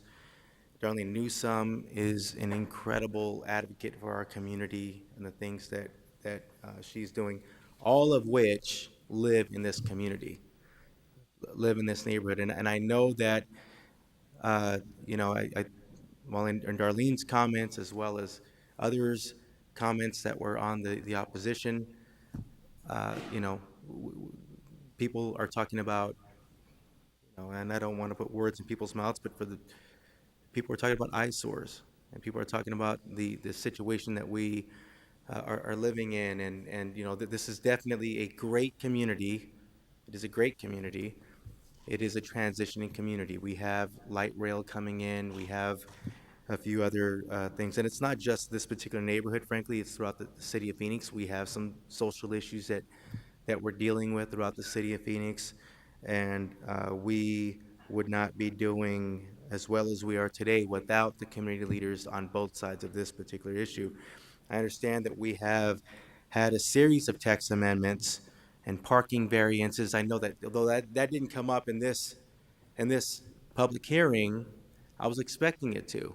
The conversation that I've had with people on both sides of this, the number of text amendments that have come up, the parking variances, you know, some people have concerns with low-income housing tax credits, and they've been come before various commissions and hearings. And I hope you realize, because the office has worked with people on both sides of this issues and our neighbors, whether we totally agree or not with some of these particular types of developments, the right thing to do is to slow some of these things down, allow us to catch our breath, allow for more Q&A, more opportunities for meetings, more outreach. You know, Mr. Graff, I want to thank you for being accessible, and you had that list of open meetings. We have our own list within the office of meetings being open for phone calls, conference calls, whatever the case might be, because we're not going anywhere. This is our community. We care very much about this community, and we want to always encourage public input. We want to always encourage, you know, more working together, because regardless of what happens and where the votes lie with this project, we have a lot more going on in this community. In fact, you know, I'm aware of another text amendment scheduled for the Planning Commission tomorrow evening, and I hope you don't mind me saying this, Councilwoman Stark, but, you know, together we're working on a letter to send to the chair of the Planning Commission to ask them to also, you know, continue that item. Again, to allow for more opportunities to, you know, to take a breath. This item, as you all know, was originally going to be heard a few weeks ago and has been continued for today. You know, I see this opportunity, and this, you know, this is an area that's blighted, and blight invites more crime. It is a broken windows theory, and we have an opportunity to help develop this with as much input as possible. The first, as it's been mentioned, it could be the first development proposed post-light rail in this area, and that actually meets all of the requirements of the TOD overlay and the walkability urban core, and it'll vastly improve the streetscape. We've been very close to this case and some of the concessions that have been made, and these are always the hardest cases. You know, these zoning cases, many times the concessions just aren't enough. Many times the applicant, the developer, isn't willing to make any concessions.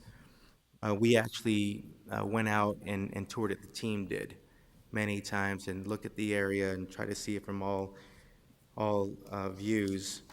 And at the end of the day, with all due respect to everyone who's contributed so much time, especially those who live in the community, and again, these are people who are on both sides of this particular item, you know, and the three names that I just mentioned, who have a great deal of respect for, although, I respect all of you, Ms. Fitzgerald, Ms. Colino, and of course, Ms. Newsom. That said, my motion is to approve the staff recommendation and the memo from the planning director on January 27, 2017, and adopt the related ordinance. We have a motion and a second. I'll open it up for any questions or comments by my colleagues. Councilman Nowakowski. Ben, if you can come up. Mayor, members of council, if I could clarify for the record, the memo was January 17th.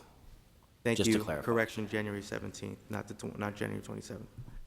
So Ben, it was brought up several times that there was a lack of communication between the neighbors and the developer or the project itself. When did you all start meeting with the neighbors, and how many meetings have you had from that period? If I could grab my PowerPoint, I think that would be helpful. Mayor, Councilman Nowakowski, I try not to get into a defensive mode at the podium of he said, she said, but I appreciate the question. For example, Ms. Dorn said that she hasn't had any communication. That's just not accurate. Mrs. Dorn received the standard letter that went out to property owners. She lives in California, so I think there was a bit of a delay, maybe other than a Phoenix resident, her getting that. Then she emailed me directly and we corresponded. Prior to bringing on Werner Meyer to represent her, and then I was communicating directly through Werner, there was communication ongoing.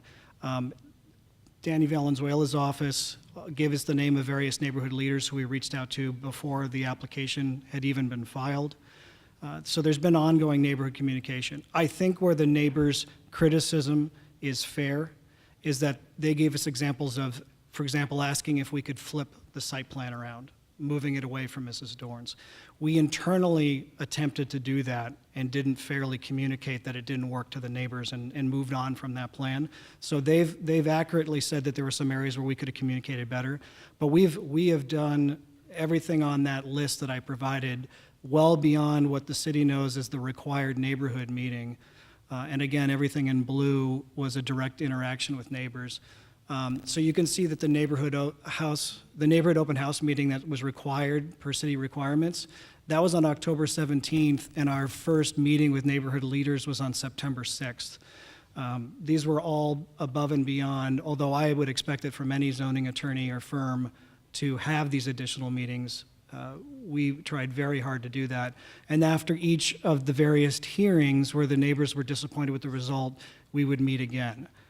And it did result eventually in the changes to the site plan. And so we've met 2 more times in January, again, beyond the neighborhood. So it is true that those communications didn't come to a final compromise that the neighbors are here today supporting, but it did end up in a better site plan and a better project for the neighborhood. And the other concern I heard out there is the funding for the project, that it's based on a grant. And if the grant's not granted to the applicant or UMOM, that basically the zoning would stay, right? Correct. As with every zoning case that comes before the city council, if the development isn't developed as planned, the zoning would stay attached to the site plan, as in with this case. So that's no different from any other zoning case. The difference here is twofold. One is we know that we have very specific stipulations attached to a site plan that would not necessarily fit a normal multifamily development. For example, the amount of interior space dedicated towards our after-school community center is maybe not something that a multifamily developer would want to provide. So they'd have to come back through the public process to modify the stipulations, and these neighbors would be a part of that. But the most distinguishing point, and this is actually an example in Councilwoman Stark's district, District 3, is at Parsons Village. UMOM went through the process of getting the entitlements needed for Parsons Village, and that year they were denied the tax credits. And they came back the next year and reapplied and were denied. And they came back the next year, reapplied, and they were approved, all while keeping control of that zone parcel. So while that's more story than anything I can guarantee in a stipulation, UMOM is the type of applicant that doesn't walk away from these properties. And the other concern I heard out there was the whole traffic. Was there actually a traffic study that was actually done, and the safety of getting an emergency vehicle at the same time a bus is going by and individuals parking on the street. Correct. Yes, there was. By the time we got to the Village Planning Committee, they had asked us before Planning Commission to conduct a traffic report. That traffic report came back without any negative conflicts between the school emergency vehicles or the residents of our multifamily development who would own cars. So it came back very, very positive, and that was done by CivTech. Thank you. And I would like to ask Linda some questions. Thank you, Councilman. Is she here? Or an individual that actually knows the area pretty well and Can you walk out and get her? or if you want to, is it John or Ralph? So Ralph, one of the, our staff was claiming that there's just this is in the middle of a multi-family area, that single homes aren't really that close to it. So can you describe Orangewood all the way to Glendale Avenue to me? From 19th Avenue probably to the I-17. Well, our neighborhood consists really of from Glendale to Northern and from the expressway to 19th Avenue. Anything outside of that truly is not our neighborhood. Okay? If you're coming down Morton, the first place you'll pass is my condominium complex, 39 units. I don't know what else to say about it. Across the street from me is Morton Arms, another condominium group. Those are, I believe, single stories. Mine are 2 stories. Right. Then you get down to, I guess it's 21st. Go Morton. Basically, it is multi-dwelling, but exclusively single stories, kind of casitas sort of buildings, or townhouses is 2-story. But on the other side of Orangewood to Glendale Avenue, isn't it single-family houses? Yeah, it is mostly single family. Yeah, completely. And there's And you get the other side of 19th Avenue, it's all single-family stuff over there. Even some of the newest construction looks like it's single-family custom homes. And the only reason I'm saying that is I actually 30 years ago lived in that area. I was raised in that area, so I know it So very, you very, know that, yeah. very well, and I know how it's basically mostly single families. Where the apartments came in about 20 years ago or so, they used to be Single, housed. Yeah, Yeah, our So- condos are date from the early 70s. right. And our building was built in 1966. So was we're the talking buildings. 40 and 50 years we've been there. Yeah. And again, I don't think there's anybody is against redevelopment of that. Right. It's the huge amount that UMOM wants to do. It just, Can I, So it's basically the 4-story, well, it's not just. 2-story it's- apartments it's- aren't the problem, right? It's the concentration of the size. It's the less parking. And they can't have it both ways. They said their low-income people won't need cars, but if it's geared to teachers and first responders, I know teachers, they keep like most of their supplies in their cars. I really appreciate that, having my children gone through the public schools. So there's less parking. It's not just 4 stories, but it's tremendously an eyesore. And we understand that the city wants, and it's an important part, to have the higher density along the corridors, but you're talking about not a step down, you're talking about single. And I know they can build a 2-story. My issue with the communication was as soon as they were putting pen to paper, because I know how this is. I raise money. I work in a foundation in California for community colleges. They should have been in touch because they knew this other issue had community problems. I would have loved to work with them to maintain what they think they can do. And I understand to move it to a 3 or 2nd story means more money has to be raised. I was just told at my college campus, we found a huge amount of food insecurity. So now I was just told I got to go raise $2 million to go help it. I understand that. So it's not a matter of the letter of the law, the communication. It was really working within the community before they began to spend so much money on this. And I do have a huge concern that this is not their only property they're looking at for this project. that this is just one of many, and that if they walk away, yes, they say it's specific for 2 and 3 people, what is there, 2 and 3 bedrooms, they can easily turn those areas that's now a tot lot, which is next to my building, to a bar and a nightlight. And you're talking about indoor areas, so you're talking about high amenities to turn it into a very different functioning facility than what exists in the neighborhood. Thank you. And I have one question for you folks. Has this procedure gone by the fire department's engineering group yet? Because if you look at the site plan, you have a long L-shaped driveway with parking on both sides. I'm pretty sure if it went through our, We'll give it to Mr. Stevenson to answer that question. Mayor, Council, yes, it has been through a pre-app review process that it does include a fire protection engineer. They will have to continue on if the zoning is approved. They have to continue on in that process, which does entail additional meetings with those folks as well. And I do want to ask Mr. Graff to come up for one quick question, because this is specifically something that was important to us and that we talked about, but the parking. We just heard some concerns about parking, and can you address that, please? Yes, and that may have been my way of explaining it that caused some confusion. We are fully parked as if every person owns a car. This is parked per the multifamily parking residential code. We have not asked for any exceptions, any variances, or any reductions. We are fully parked. From a traffic report standpoint, we are reporting that we anticipate far less cars than the average multifamily development. Okay. Any other questions by any of my colleagues? I'd like to finish my Councilman? comments, yeah. I just want to comment on UMOM and Salvation Army, great organizations, really helping us put an end to homelessness and really helping us with with affordable housing, especially in the downtown area. And I'm a strong advocate. But one of the things is that as we go on and we extend our light rail, I just want to make sure that we're not interrupting our neighborhoods.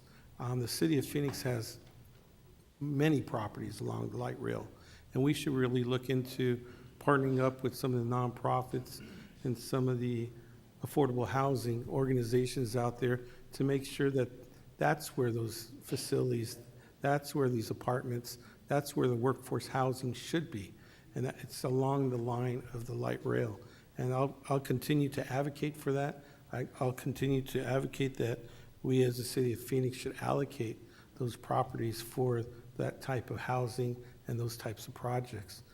But to be honest with you, in the middle of a neighborhood that I was raised all the way until I was 20 years old, I remember Gemco and Smitty's, and now it's a Fry's store. And that whole area has changed and has changed many times, but it seems like it's coming back again. And people are reinvesting. I know a lot of my high school friends are coming back to the old neighborhood and investing in their parents' homes and really making a change in that area. And to have a building of 4 stories right in the middle of a neighborhood, it just sticks out. We had the same situation with a school, a charter school in the Levine area, right off of 43rd Avenue and Baseline, that it sticks out like a sore thumb. And it became a landmark for the Levine area, and there's nothing that we could do as a city council to, through our planning and zoning, to zone it down or any. So now we have a beautiful building, but it just sticks out like a sore thumb. And that's what I'm afraid of this facility. I'd really like to figure out some way, somehow, where we as a city, if you drive down 19th Avenue, there was half of blocks just taken out and wiped out, that we have some beautiful landscaping, but right now we have a lot of homeless individuals camping out in those areas, that we should really look at how to work with organizations like UMOM, how to work with the Salvation Armies of the world, and the other workforce housing that's out there to provide them the property and the land to really build along the light rail and to help them with this whole process. So it's nothing against UMOM. I mean, it's something that I stand and I'll continue to advocate, but I just think this is the wrong fit. And you have 270 neighbors that feel the same way, and one of those individuals, according to the gentleman, was supportive, and it's just sad. I believe in that whole Team Phoenix approach, where if you bring people together and you have that conversation, you find common ground. And right now, it doesn't seem like we're finding any type of common ground for the neighborhood at this time. But I can't support it out of good consciousness and supporting, as you said, we the people of that area. So I'm going to be a no vote on it, but I just wanted to make sure that it's not because the organization is a great organization, and it's not, and the support of Salvation Army is still there 100%. Thank you. Okay, thank you very much. Any other questions or comments by my colleagues? Alan, I have a question. Woman Pastor. About the TOD. Can you explain the TOD process? Because I heard a statement made, and I want to get clear on it, that the TOD process was it public process, or did city decide that that's what we wanted for the TOD? Mayor, Councilwoman Pastor, it was a very public process. So you will recall that prior to your council, this was initially adopted in 2013. This is the general plan policy. It was amended, the bulk of the work was done in 2015, and then council approved it in 2016. They spent a considerable amount of time working with the village planning committees and other interested folks when they adopted and amended that plan.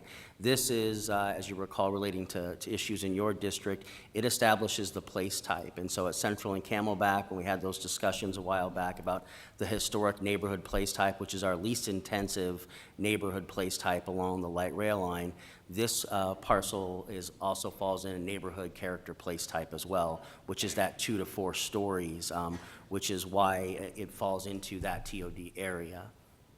So it is part of the place type within the TOD plan? Correct. Okay. And in the public process, other than the village, others were invited? Mayor, Councilwoman Pastor, yes, there were other folks who participated in that process, and this is similar to the same process that we followed when we did the original light rail segment, where the next steps would be to do a place type, TOD study like we did for Solano and Uptown.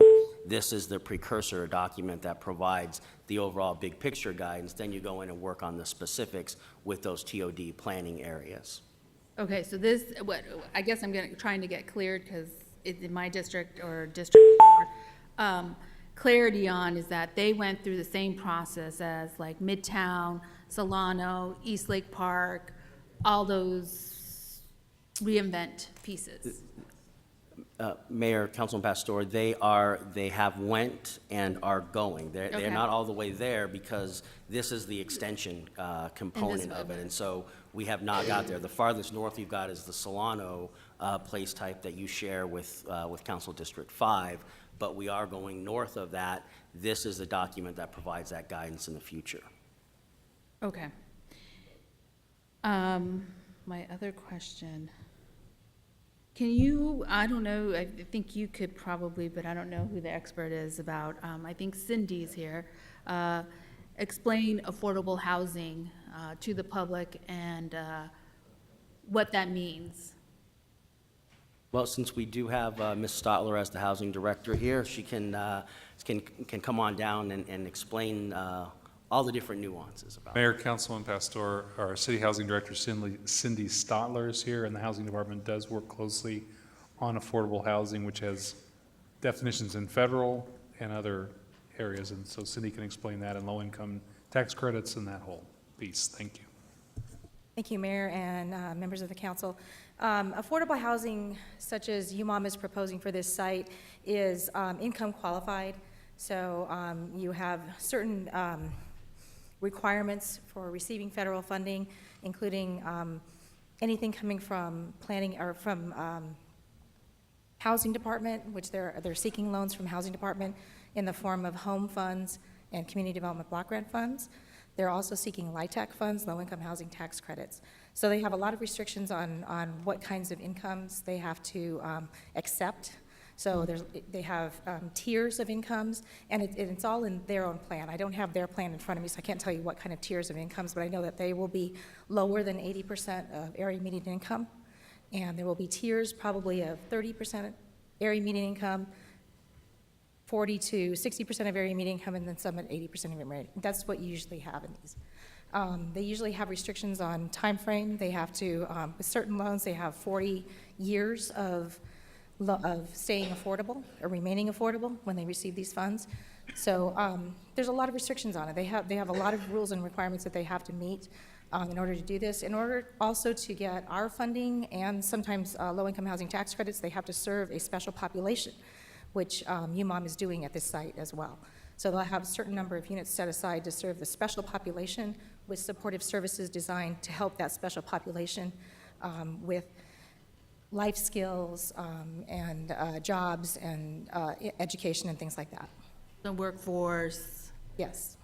There's services in the sense of workforce development, seeking for a higher paying job, trying to shift, I guess. I can't get my thoughts together, but that's just kind of what I'm hearing.